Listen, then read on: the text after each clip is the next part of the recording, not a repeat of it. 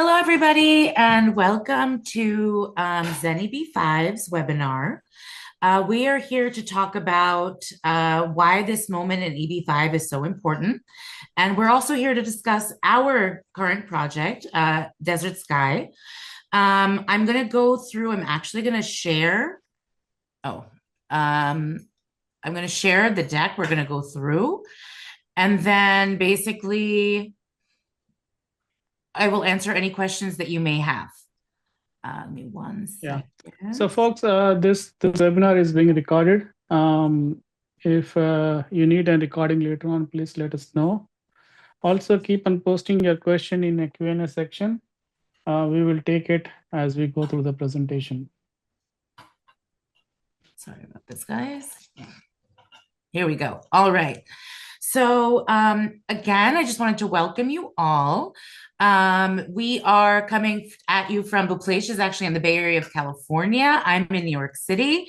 So we are here coast to coast. And, again, we're here to answer any and all questions that you may have. But we're really here to tell you about our project, Zen Desert Sky. And tonight, isn't about selling a project. It's about understanding why this moment in EB-5 really matters, especially if you're on an H-1B and you want control over your future. This project just happens to check the boxes that matter most right now. And at the end of the day, obviously we recommend everybody to, speak to your attorneys, speak to your accountants. So this is an educational webinar. Obviously, this slide exists for compliance. And basically, this is the crux of what we really want to talk to you all about. And, I want to start by saying I have worked in EB-5 for over a decade now. And I've seen so much. And I can very honestly say that right now, the time that we're in is the most favorable EB-5 window that we've seen in over a decade. And, there are many reasons for this. Obviously, only until 2022, we did not have concurrent filing in EB-5. And what does that mean? Concurrent filing means that H-1B, F-1 investors can file their I-526E plus I-485 together. And at this point, that is amazing, which means that you can stay, in the country while all of this change is happening. And you're no longer, once you get your EAD, your advanced parole, I think right now, we had an attorney on. We do these webinars weekly. And so last week we had an attorney, an immigration attorney on with us, and she was telling us that really right now for, the filing, everything is kind of going so quickly. The timing has speeded up insanely. So at this point, when you are doing concurrent filing, you are getting your EAD and advanced parole in like 6 to 8 months, right? Which is just amazing, super favorable for people who are filing. And so, basically at this point, we are also in this golden window of like investor protection, which before 2022, you did not have. A lot of people, when they talk about EB-5, if they don't know about what EB-5 is right now currently, they'll say to themselves, oh, like EB-5 is so full of fraud. And the fact of the matter is that years ago, it was, there wasn't enough oversight in EB-5. And a lot of people there, if you Google EB-5 fraud, you'll see there are tens of thousands of lawsuits that are still happening because they didn't have the oversights that we have now. Right now in EB-5, the protections for investors are at the highest they've ever been. And you can feel very safe knowing that this program has been a government in law since 1990. So, a lot of people talk about the gold card or the gold visa or whatever, that might be or might not be happening. But that has nothing, EB-5 is a completely separate category and a law that's extremely established. That you don't have to worry as long as you file before September 30th, 2026. You are protected even if the program changes later. So this, as I said, is like your golden window. And for people who are really serious and know that they're going to do this, this is the time. If you have not hired an attorney yet, we highly, highly, highly recommend that you take that very seriously and make that your first step in hiring a reputed attorney. If you need help, if you need introductions, we'd be very happy to introduce you to attorneys. But at the end of the day, you just want to make sure that it's an attorney that has worked in EB-5 and who is, there are so many EB-5 attorneys, but just make sure that you get somebody who in a timely way can represent you. All right, here we go. So this is about Zen EB-5. And basically, one of the biggest risks in EB-5 is when development compliance and investor relations are blurred. But here you see that they're clearly separated. Zen EB-5 is the developer. EB-5 Coast to Coast is the regional center. It's basically what does, EB-5 Coast to Coast do? They are doing all of our USCIS compliance reporting. So Zen EB-5, as I said, we are the ones who are development plus capital execution. EB-5 Coast to Coast, the regional center, compliance, USCIS reporting. And if you guys have any questions while I'm going, please do put them in the chat. We will try our best to get to every single one of them. A little bit more about our regional center. How can I say this? Like, regional center risk is real. That's why we only work with groups that already know how the USCIS thinks. And EB-5 Coast to Coast is a regional center that's one of the largest. 100% I-956F approval, over 300 I-526E approvals, 100%, again, project approval rate, huge, and over $700 million raised. Of course, past approvals don't guarantee future results, but process maturity absolutely matters, and these guys know what they're doing. Absolutely, for sure. So I can add a little bit over here. I can say that EB-5 Coast to Coast is one of the most conservative regional centers. So when I approached them back in 2024, because I had a few projects and I was looking for a regional center to rent it, I spoke with many. They were the one which had like a huge checklist for me to sign up. Okay, does my project qualify for all the checklist before they even accept my project under their program? Other regional centers, I won't say the name here, but since they make money, they said, okay, we'll take your project. Doesn't matter what the project is. So that's why we love EB-5 Coast to Coast. It's one of the most conservative regional center, which means the project application went very smooth. And so are the investor petitions, because each and every petition is reviewed by them. They make sure that it met all the USCIS requirements, have gone through all the due diligence, have all the paperwork necessary.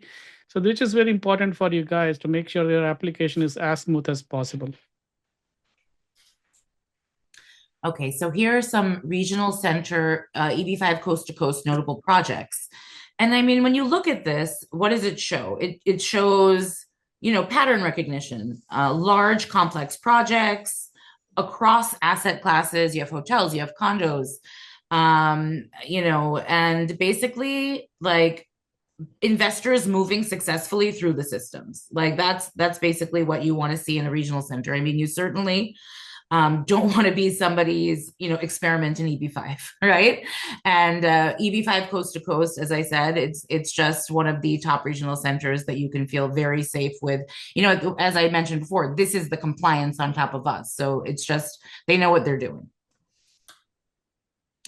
And again, so you have two sides, right? You have the regional center, and then this is the developer team track record. So EB-5 succeeds or fails on execution speed, right?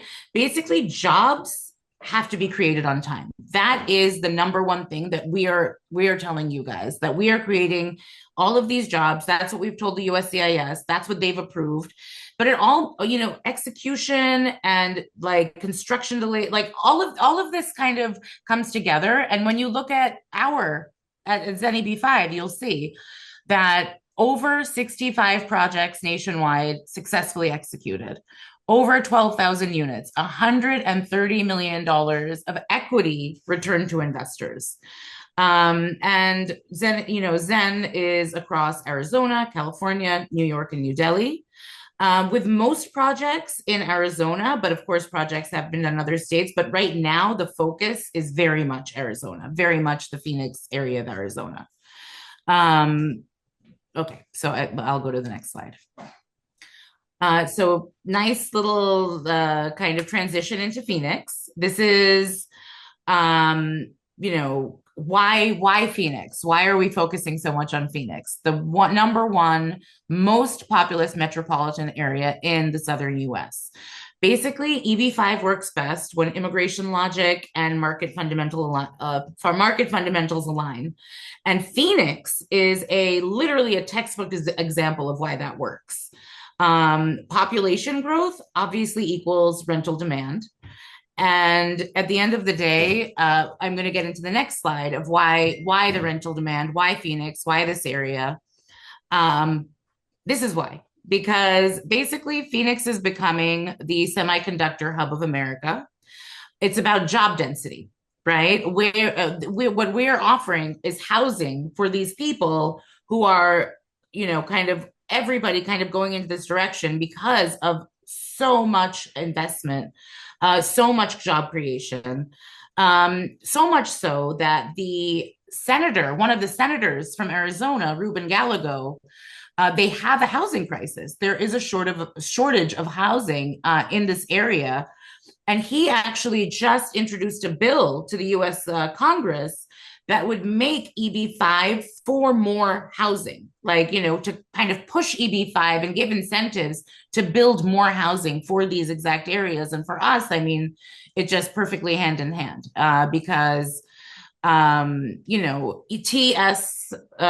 and Intel don't pick locations casually, right? These are investments that create tens of thousands of W-2 jobs, which strengthen both the market and EB-5 job modeling. And so we can get into it a little bit more.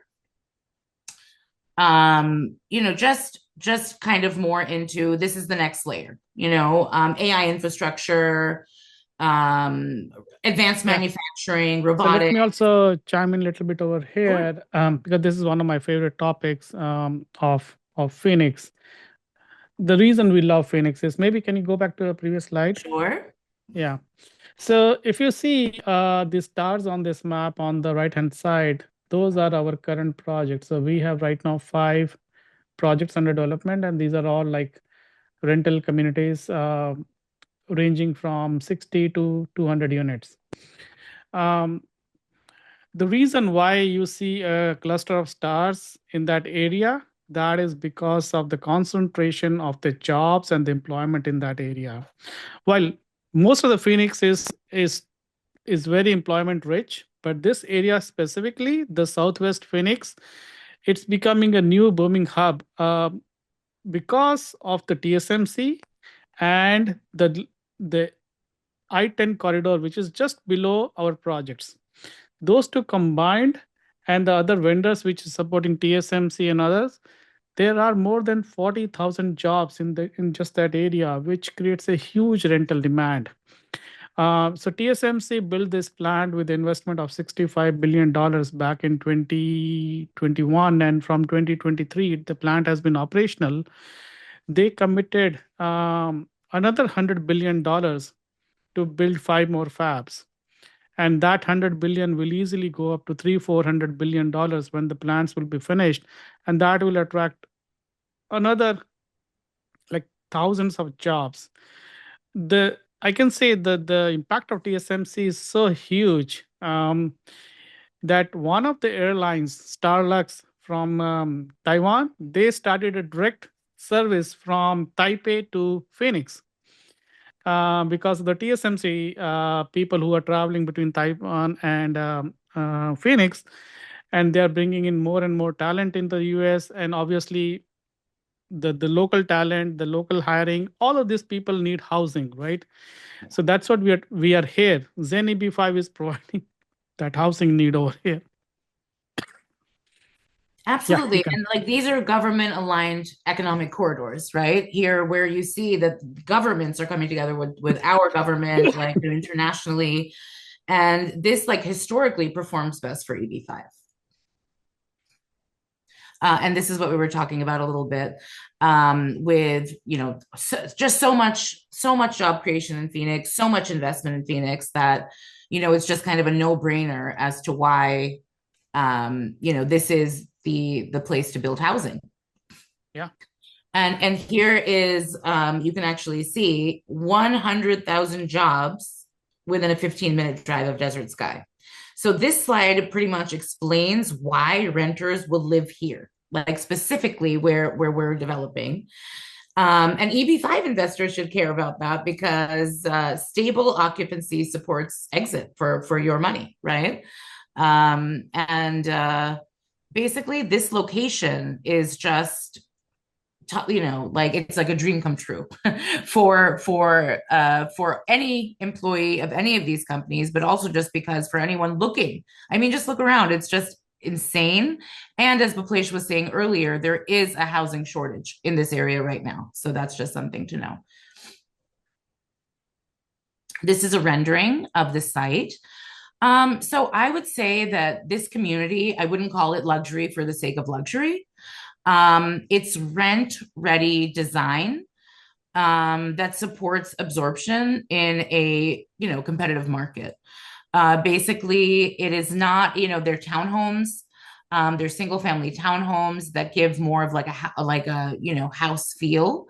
And generally, this is one of the strongest asset classes. So, what is this project? This is a build-to-rent project. And I think it's developed very much for families to feel at home and want to stay. But please, do you have anything to add for this? Yes. So she's right. Like, we are not building ultra luxury condos or single family homes. We are building housing for the workforce, but also providing a little bit upper edge over here. All the units will be tech enabled with smart car garage doors, openers, smart switches, lights, doorbell cameras. Means whatever is needed today, we are adding that. On top of that, Phoenix being a desert, like that, in summer it gets really hot. The temperature can go up to like 120, 125. In those weathers, keeping your car outside is a disaster. So that's why we have built two car garages in each unit so that you don't have to park your cars on the street side or on the open areas. You have your own dedicated space. We have also recently decided to add misters in all the backyards. Misters are very important. Um, I would call it as a luxury touch because you won't find it in most of the. I don't think so. Any rental property does that, but we are still adding it for our renters who want to take advantage of, like, they want to enjoy the backyards. We are providing that feature. We are also adding. We are also planning to add solar as a value-added services to the entire community, so that people can take advantage of lowering their energy bill. So there are a lot of things we are doing to make this site a really environment friendly, renter friendly, family friendly, because each unit is a single family health style, 3 bedroom, 2.5 bathroom, so that people feel like they're living in their own house rather than in an apartment. All righty. And now a little bit more into the detail. This is a snapshot of the EB-5 offering. 62 luxury rental townhomes. We are I-956F approved in the HUA category, which means faster processing priority. Only 14 investors total. We have 6 spots left for this particular project. 100% job creation within 18 months. A 3-year investment term with 2 optional extensions of 1 year each. The projection is to repayment of capital by sale on the property in Q1 of 2029. There's a job creation guarantee that we're offering. Also, an I-526E denial refund guarantee, where for if any reason your application, except for in case of fraudulence, in any other case, for if there's there's a denial refund within 90 days, you'll get your money back. And something very different that we have for this project is a third party personal repayment guarantee that I'll actually let Bhuplesh talk about. Yeah. So typically, you might have heard about personal guarantees, and those personal guarantees are mostly given by the developers. Like the developer come forward and say, "We personally guarantee the repayment," which to me makes no sense because the developer is actually building it. There's many times the developer is building multi projects, so their guarantee means nothing. In case of uh, something goes wrong, developers will not have enough cash flow to repay all the investors. So that's why we went ahead and got this repayment guarantee from it. Excuse me, from a third party. So the person who is guaranteeing this is a big real estate investor developer, and he has a big portfolio of his own real estate investments. He's our business friend. He is doing this because he has reviewed the project, he believes in the project, and he sees this project will be super successful. That's why he is willing to provide this guarantee that in case um, the developer is unable to pay back the EB-5 loan, he will come and pay back the loan after we exhaust all the remedies. For example, the investment is 3 years. After that, if the market is not good, we will extend it for another year. If the market is still not good for us to exit, we will another extend it for another year. So total 5 years is could be the investment. But if in 5 years the developer is unable to pay back the EB-5 loan, then this person will will cover that for EB-5 investors. And these are, just more of the renderings of the actual project. And at the end of the day, these features aren't, like only cosmetic. They're designed to support, higher rent, faster lease up, and so that, as an investor, this is important to you because of how you're going to exit, right? How you get your money back. So, more interior amenities and the pool for the community. And this is where, this is kind of the bread and butter of, for you guys, for potential investors. This is the finances behind everything, right? And see, so here on the left, you see where EB-5 investors sit, right under the senior loan, right? But you'll also see that there's an $11.3 million loan. However, the bank has approved 19.3 million, right? So what does that mean? That means that after the developer equity of 2.5 million that's already gone in, what is the EB-5 loan really for? Like, what is the EB-5 money really doing? Do we need the EB-5 money to start this project? No. The project is going to break ground this month. EB-5 money is coming in simply to replace the bank money, right?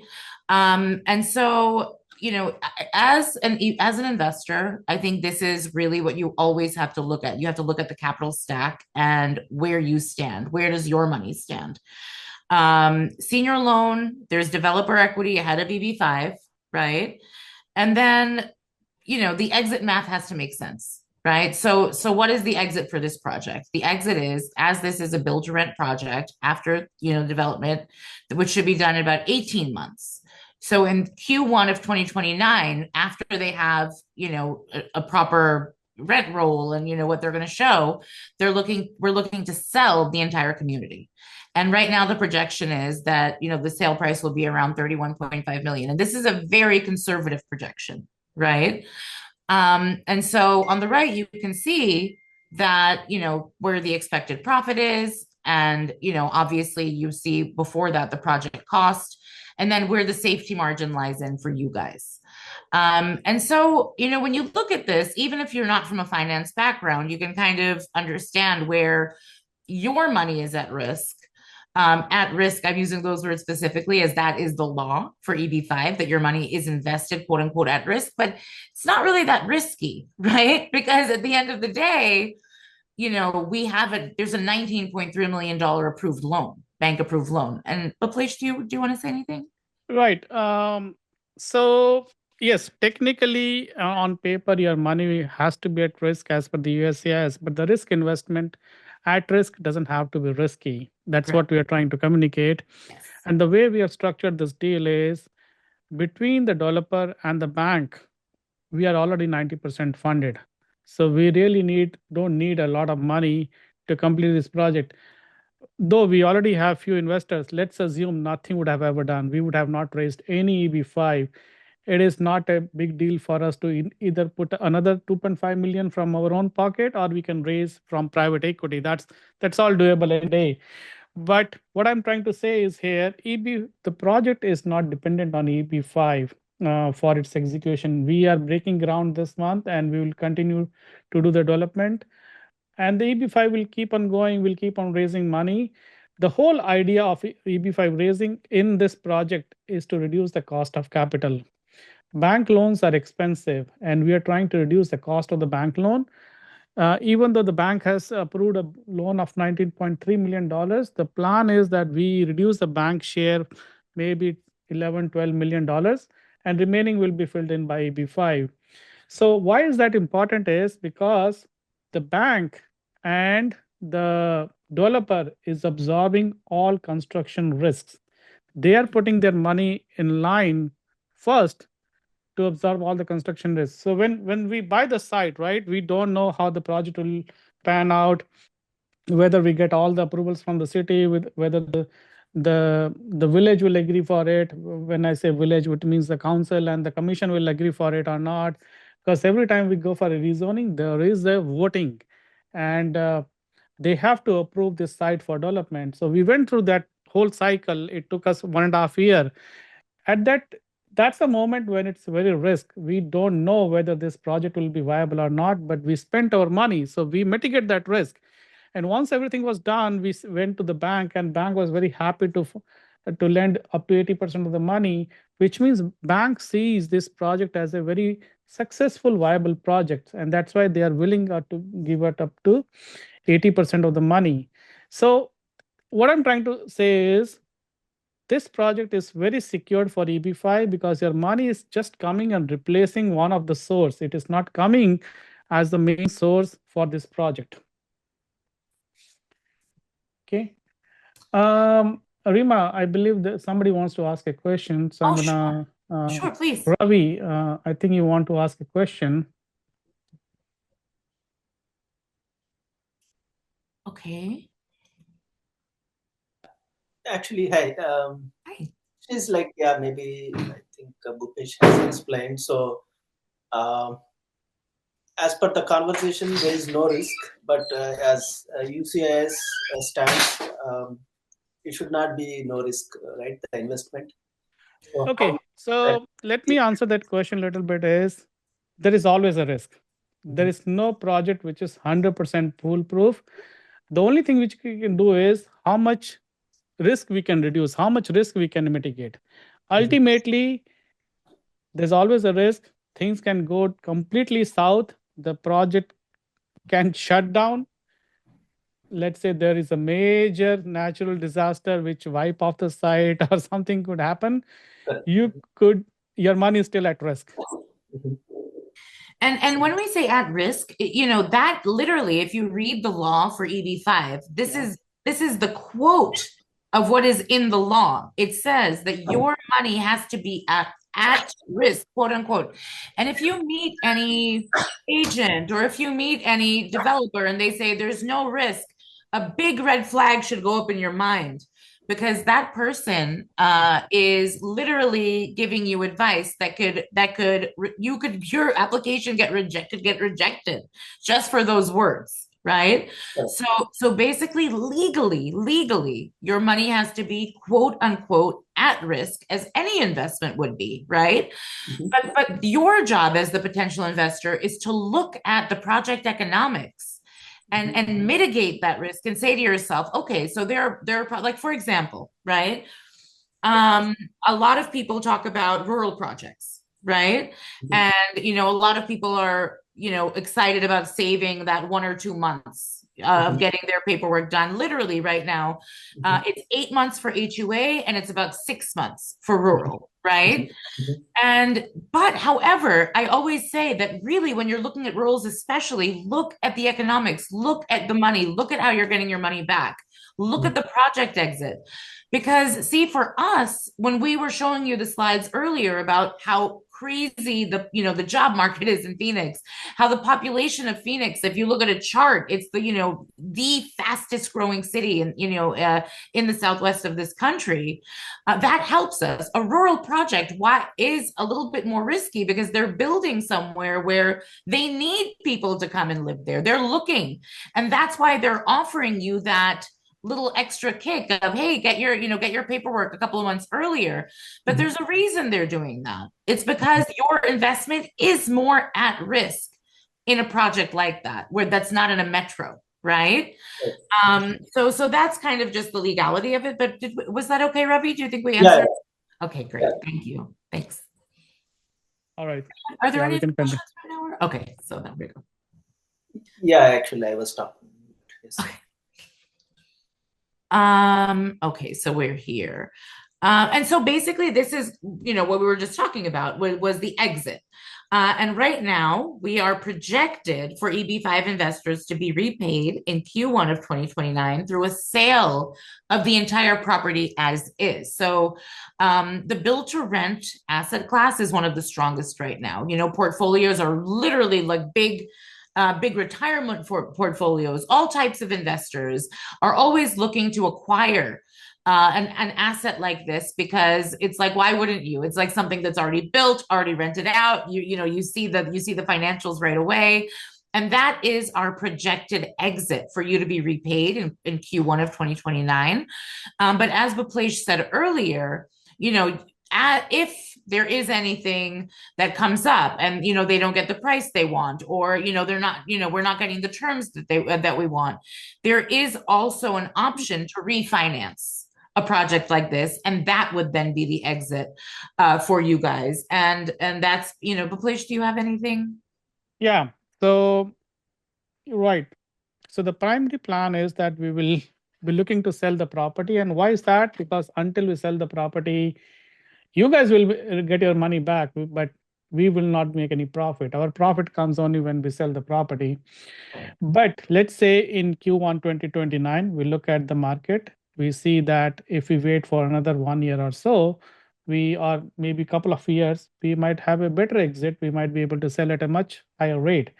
At that point, what we'll do is we will refinance. Okay, we will go for a permanent mortgage. So typically in any construction work, the construction loan is given for 3 years with few extensions. Like I think in our loan, it is 2 6-month extensions. So technically we can go up to 4 years. During this time, we will find a permanent mortgage, just like you get it for your home. And that time, the permanent mortgage will give us enough money to pay the existing construction loan and the EB-5 capital. And after that, we will be the only owner of the property with a new lender who will have the first lien on the property. Okay, but that's the plan. If we think that waiting for a couple of years is gonna increase our profit share, let's say from $8 million, we might be having a $10 or $12 million profit share. However, something else can also happen, that let's say the interest rates spike up, even though the trend is like right now the Feds are reducing the interest rates, and in next year they're going to further reduce the interest rate.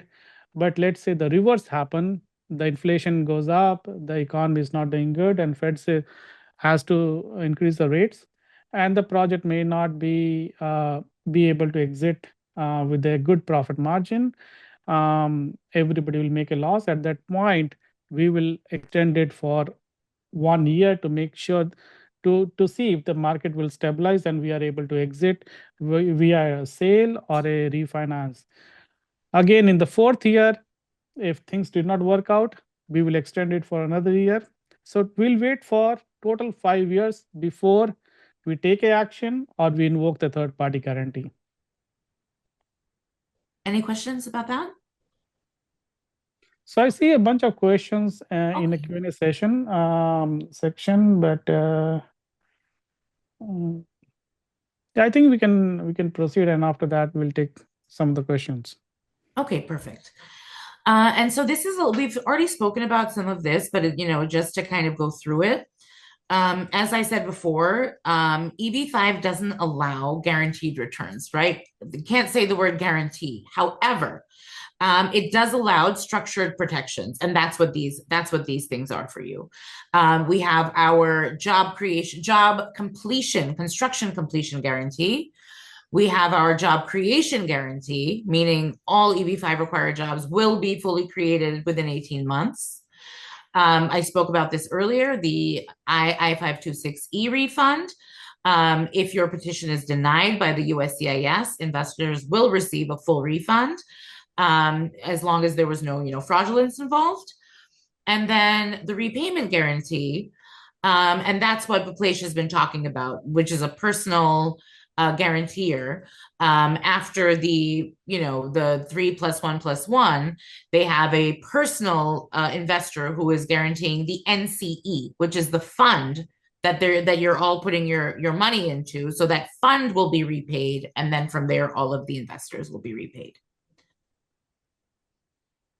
And fast track investment terms. So as we spoke about earlier, this project is an HUA, meaning we can offer it at the minimum investment of $800,000 US.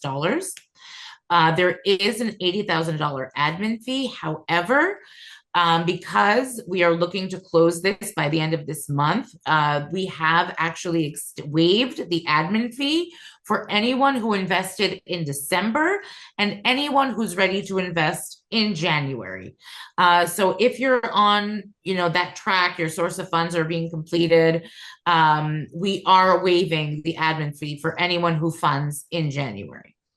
Also, the pref return, it's 1% per annum. However, for anyone who funded in December and for anyone who's ready to fund in January, we are offering a 3% per annum return. As we spoke about earlier, this is a loan. We are projecting a Q1 2029 repayment, which makes this a 3-year term. Of course, early repayment is a possibility. As we spoke about earlier, the exit strategy is a sale of the entire property, as is the build-to-rent asset class. And, for not every project does this, but we are considering partial payment plans where you could reserve your spot. When you're waiting to fund the entire $800,000, you can actually reserve your spot for $25,000 this month if you're ready to do that. As I said, we do only have 6 spots left in this investment, in this project. And we do offer, we do accept installment plan, which at this point really means, because the USCIS is turning things around so quickly, it would just be a term sheet that you would sign, that your attorney would give you, that tells your intention of, putting the entire $800,000 wire through within, at this point, really 90 to 100 days is the longest. I was saying earlier to an investor that a year ago, I was telling people that, if you're doing an installment plan, you have to have your term within 8 months. 8 to 9 months was the maximum. Then even 3 months ago, I was telling people within 6 months, you have to have your term complete.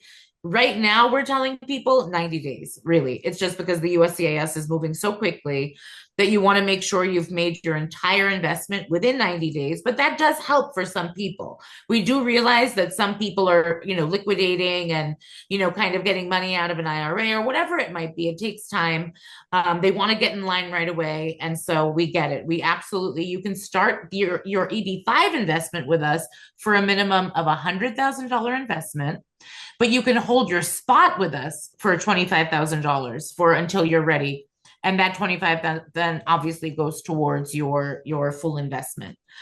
And I just want to talk a little bit about why we have really, I would say, not all of our investors, but I would say more than half definitely are looking at installment. Reason being, they want to get in line ASAP. And why do they want to do that? I just want to talk a little bit about that here.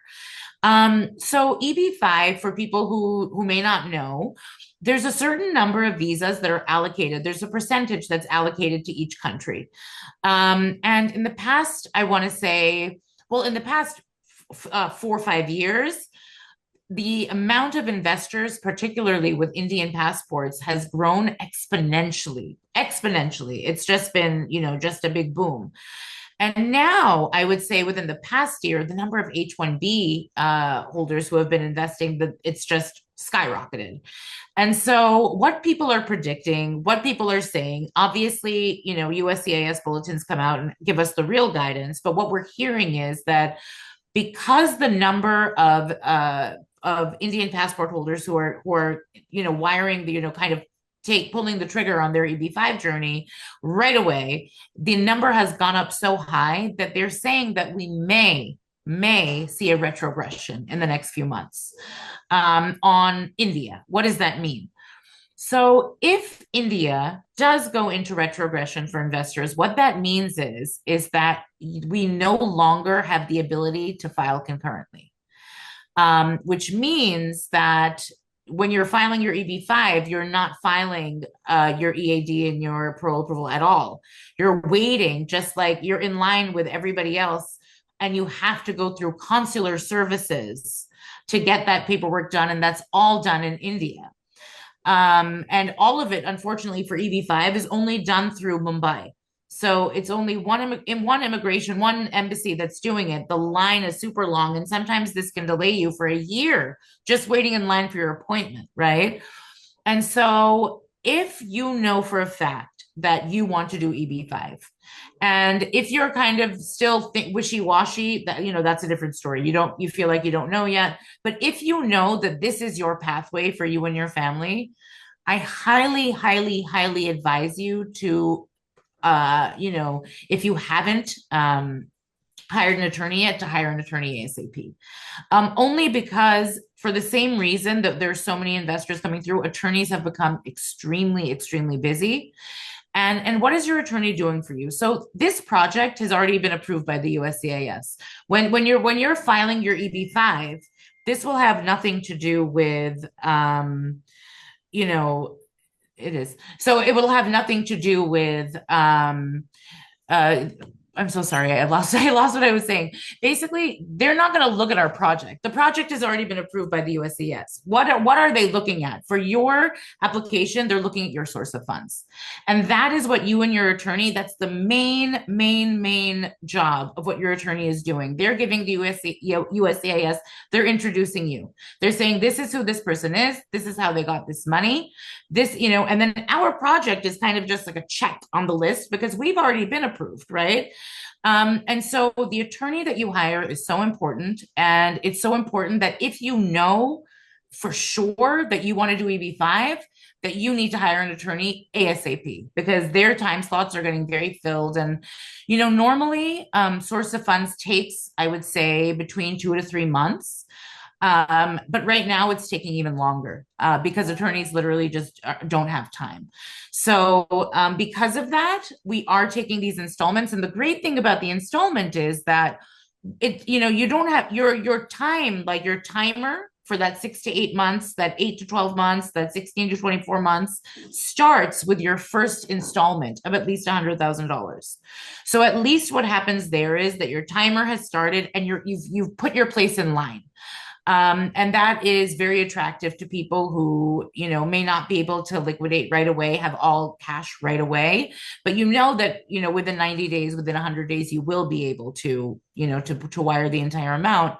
But if anyone needs clarity with that, I'm super happy to take any one-on-ones. And, I'll email everybody who's been on this that if anybody wants to talk to me separately.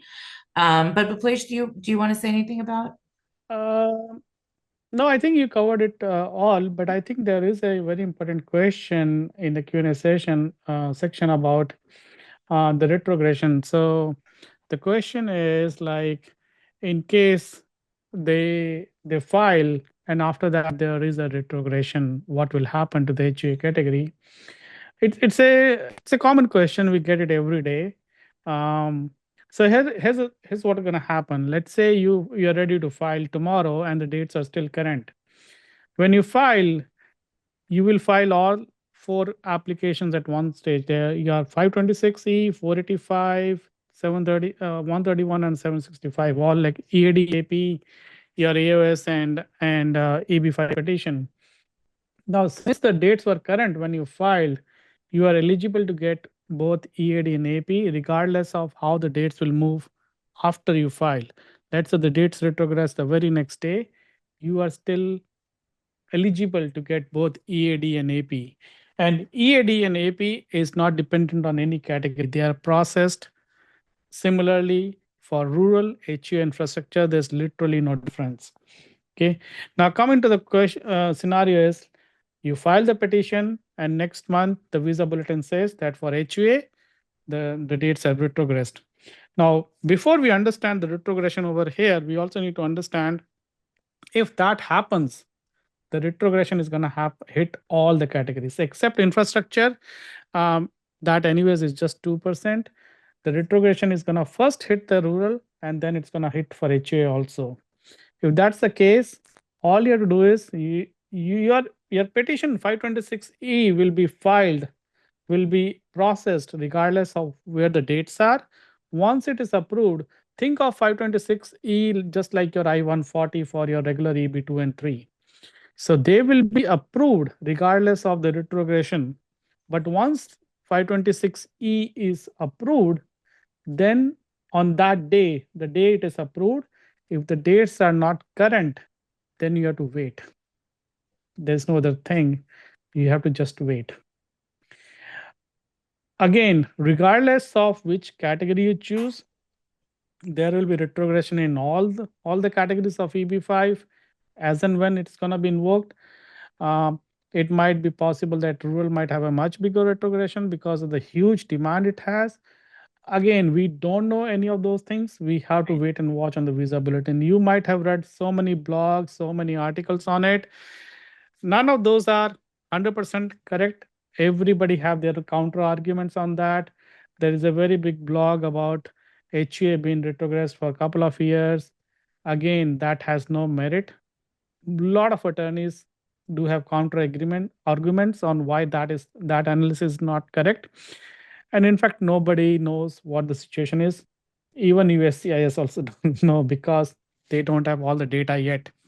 It takes a very long time for them to collect all the data from all the consulates worldwide to put it together and come up with the retrogression date.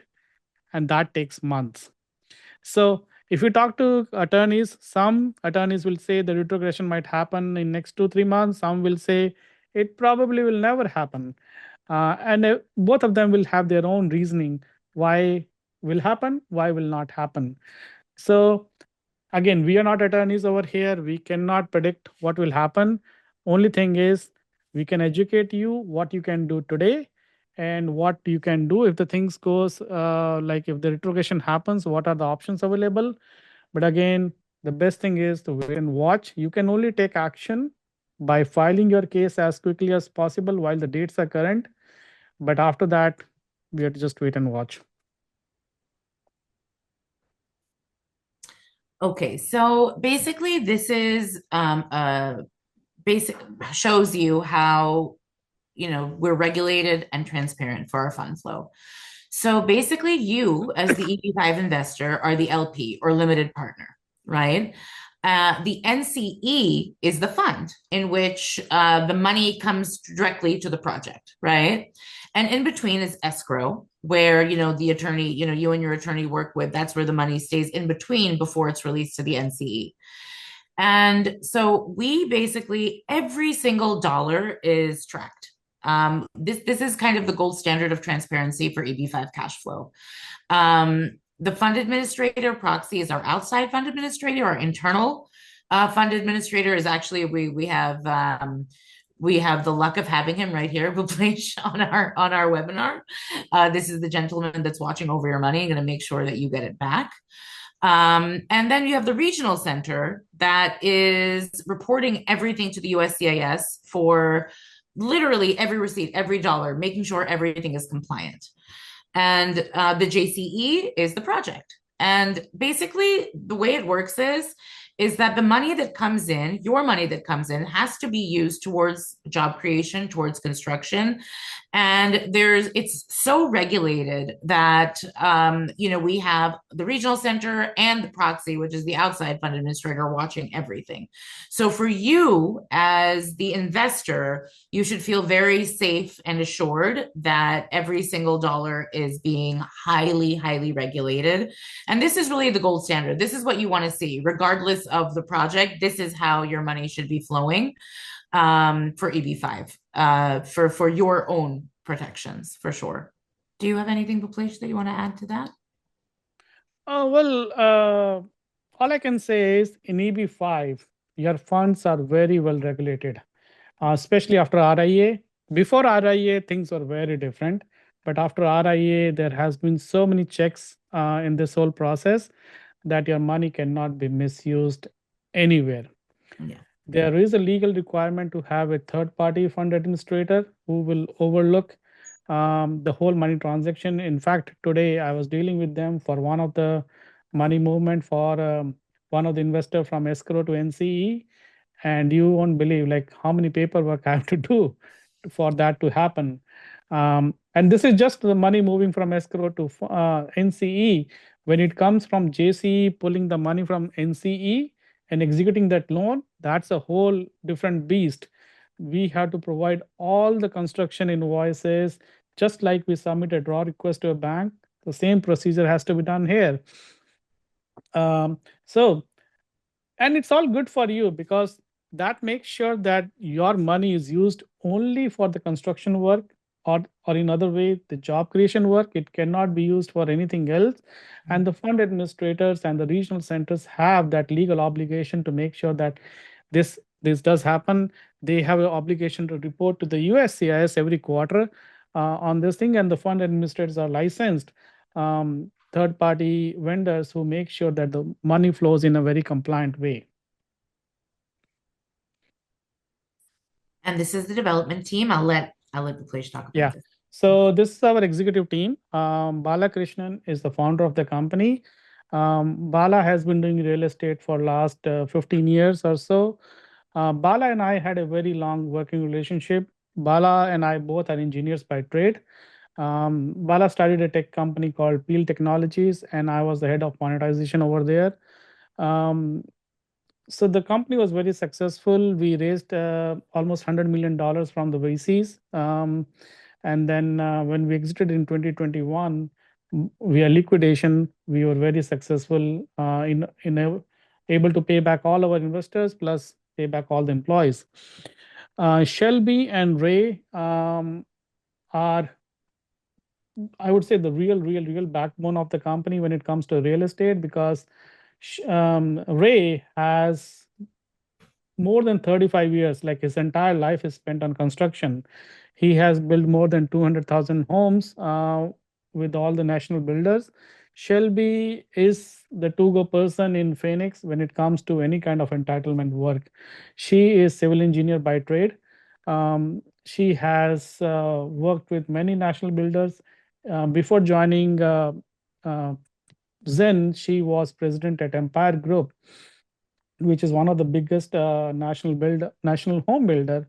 So she has a tons of experience in executing the projects, taking it from raw land to the entitled project, which is like shovel ready, so that we can start the construction. James, he's our CFO. He has tons of experience in real estate investment management. He has managed assets worth of billions of dollars. So you can see this whole team is very diverse. It's all right skill set there to make sure that we take your money and use it very wisely on the projects which can exit very successfully. And that okay, now we have some questions to take it off. Let's see. Okay.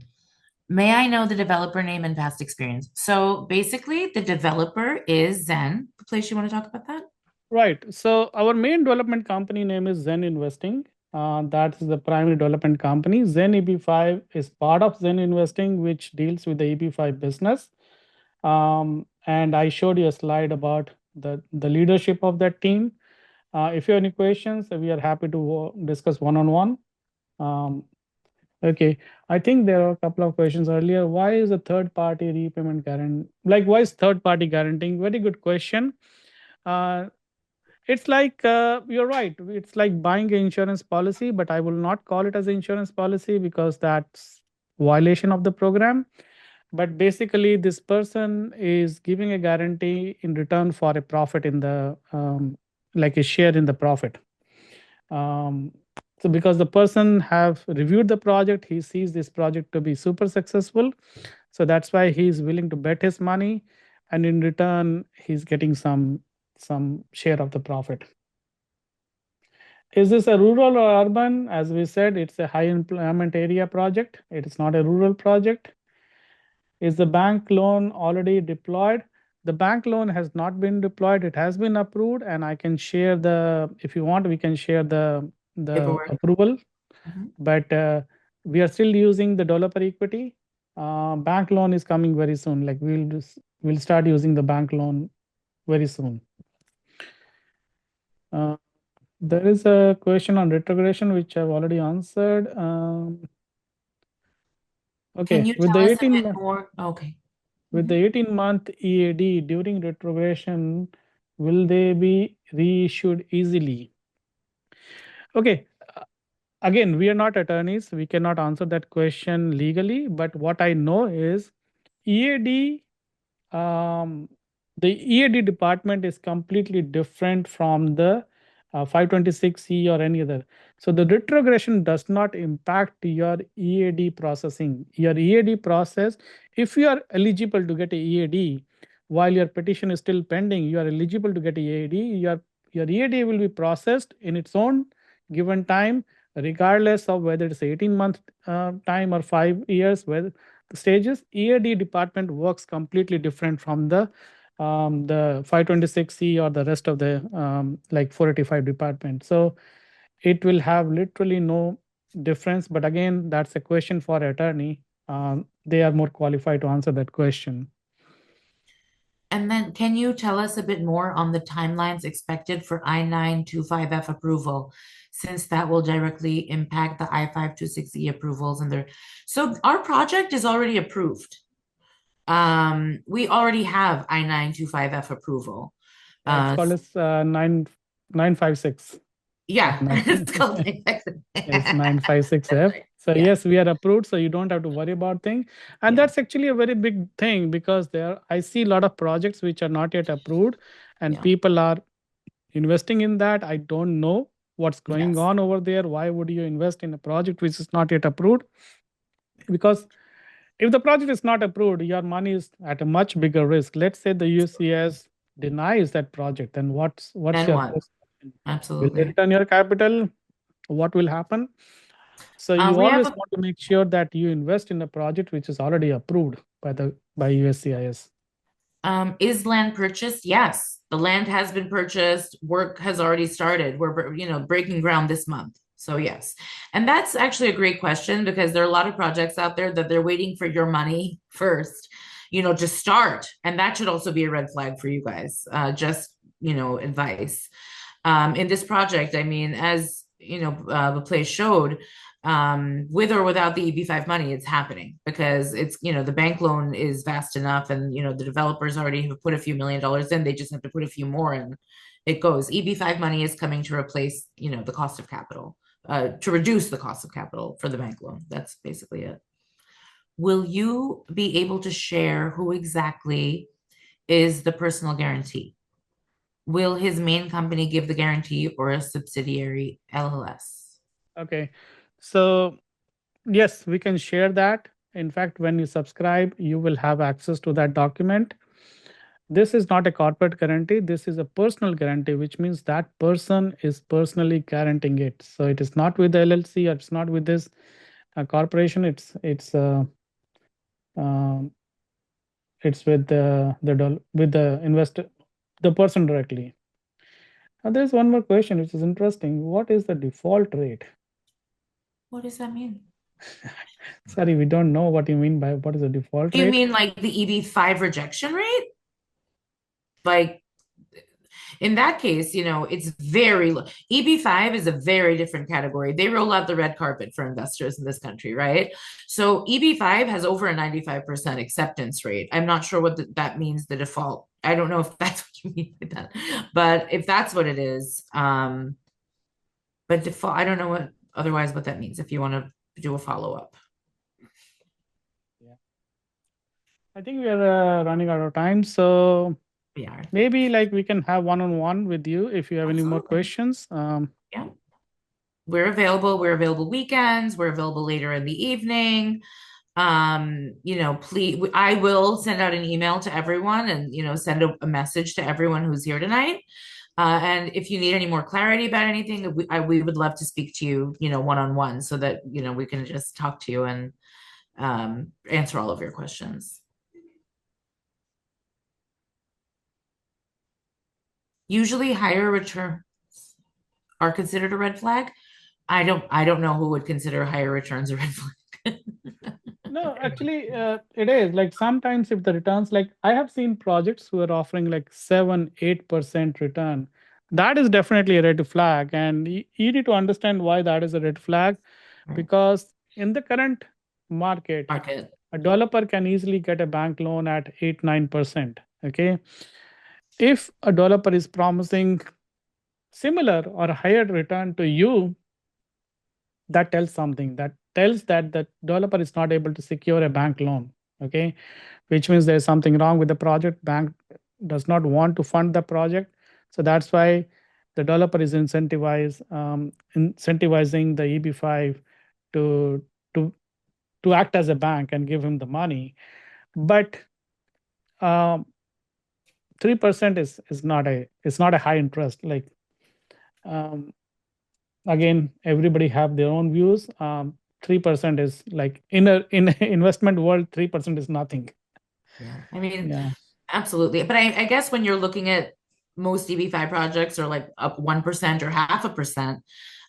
But at this rate, it's really also just because this is a very small project and we just want to close it out. And this 3% is literally only for people who can fund this month. And then after that, it'll go back to the 1%. We just want to close this project out ASAP because we have another. People are still adding questions. Unfortunately, we can't take it anymore. So Reem and I will be more than happy to do it one-on-one. I will reach out. I'll reach out to everybody. Okay. All right. It was nice meeting you, all of you. We'll be looking forward to talking to you one-on-one, where we can listen to your story and see how we can help you guys with your EB-5 journey, or in other words, how we can help you get your green cards. Yeah. All right. Thanks, everyone. Good night. Take care.